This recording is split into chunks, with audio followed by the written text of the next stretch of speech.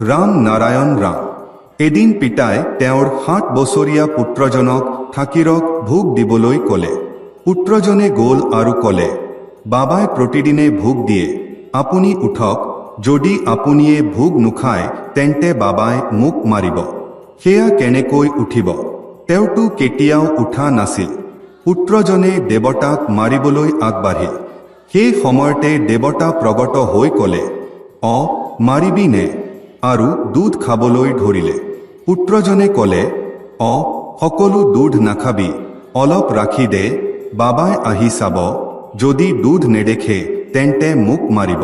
পিতাই দুধ নেপাই পুত্ৰক সোধালে।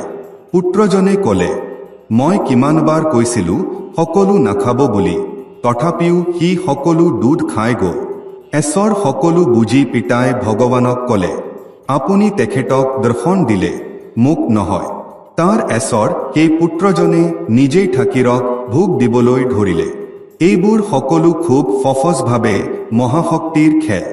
আমি নিজে ভিতৰত কঠিনভাৱে বিচাৰ কৰি চাইছোঁ, সেইবাবেই এইবোৰ নহৈ আছে।